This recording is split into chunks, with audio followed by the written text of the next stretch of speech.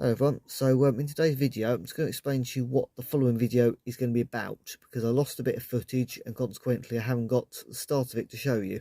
Our original ignition switch used to replay me around a lot, be very tough to turn, get the key in and get it out again. You always had to turn this and then use a button up there to start the car.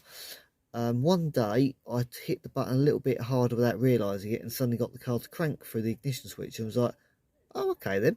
And it turned out when I took the old one out, actually the button was put in there and to bypass the fact that the old one was so worn out. I need to have a look at the wiring diagram before I start plugging these all back in. Obviously we now know that the blue one and that brown one are not meant to be there at all. So it's just a matter of working out the rest of it. Now, because this is such a simple old car, we've just got to try and fathom out what wires do what really. Essentially, you've got one that is before ignition, and then one after ignition. Essentially, anyway. So one of these will be coming straight for the battery, so that would be a direct 12 volts, and then one will be the other side that and basically the ignition switch, when you turn that, it's completing the circuit. So yeah, we just need to figure out what's what and get it all plugged back in, and then hopefully we can see if this ignition switch is going to improve matters. I find this simply marvellous. Normally you have a page that will show you all the components where they're supposed to be, then you'll have another page that basically has what every single wire goes to everything else. But I must admit, on this occasion, when I'm looking at the ignition switch like this, it's got loads and loads of plugs on it like so, I must admit I'm rather liking this, because it more or less illustrates where each one goes. So now you just got to link those numbers with those numbers, work out which one's which, and hopefully just plug it straight in. Happy days, hopefully. Oh, this was a complete laugh. So 3 wires. And on here we have 4 original ones, which were 1, 2, 3, 4. Then that one there is the accessories I've added, which is cigarette lighter and the temperature gauge. Now basically the colours on that piece of paper there for a start, I just couldn't fathom out at all. Besides grey and beige, I couldn't work exactly what clear wire grey was meant to be. So what I've literally just done is gone with the illustration of the position of it, and then roughly what I could fathom out and what I thought it should be going to, and basically got very blooming lucky. And well, I tested it first time and I actually got ignition lights and it cranking over. The last one is actually this one here, that's, as it turns out, the ignition system. So yeah, now I've just got to try and transfer the whole lot over this piece of cardboard in here, and connect it all back up with it in place. Okay, let's give this a try, shall we? Hopefully we won't completely mess it up. In fact, maybe it's worth taping each one. Not that I'll be able to see very much when it's in there though. Okay, this could be fun.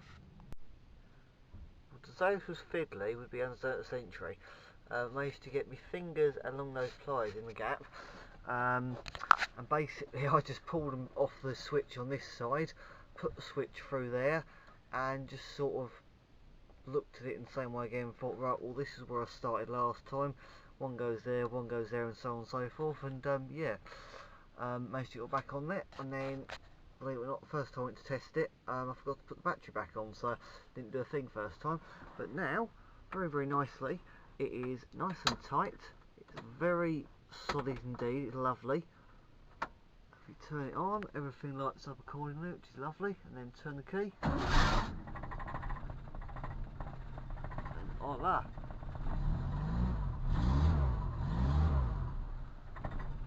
Much better now. It's a good proper click, as I'm sure you can hear. The other one has never ever done that. So I could say very much indeed, that's lovely. So happy days indeed. Really happy with that.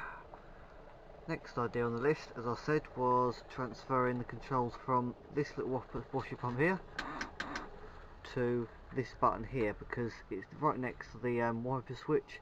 It looks much more period, and I think it will just look far better and work a lot better, because obviously you'll be able to press it and you'll be able to press the wipers on, then press the washers, and it just to me seems a far better idea. So yeah, first things first, just going to undo those two wires and screws at the back there.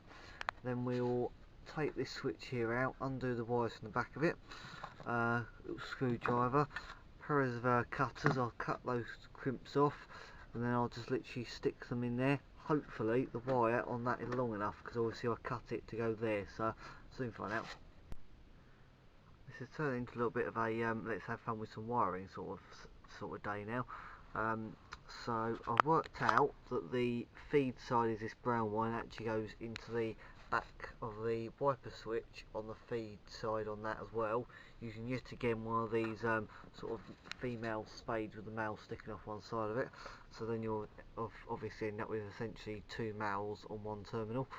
So yeah, I found one wire that I want to shorten, which is the rev counter wire here, because it's attached to this blue one that's just insanely long. I never realised how long it was, so I'm going to try and essentially either shorten it or just run the yellow one up to the rev counter, so just eliminate some wiring sticking around.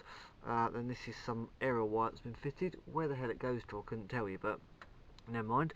I can't really get rid of it because it goes up into this pillow somewhere, so I'm just going to wrap it back up and leave it in there, because at some point I do want to put radio in here, and that is the right plug to put in modern radio, so happy days on that one, it will already be there. So yeah, now to put this button in for the washer, obviously you've got to make sure you got the rings on there first, because otherwise once it's in there you won't be able to get them on there. So on this occasion, I've not seen this sort of setup before, but you've got flat washer, spring, and then the nut.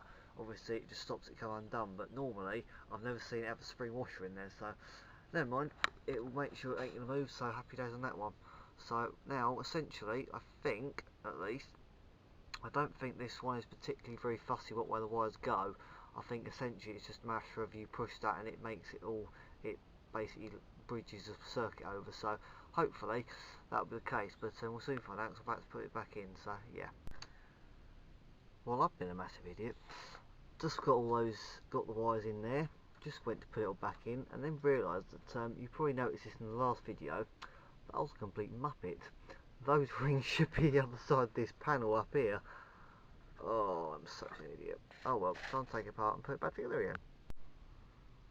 Right, okay, so here we go. Press on for the wipers, they start working, and now press the button and voila!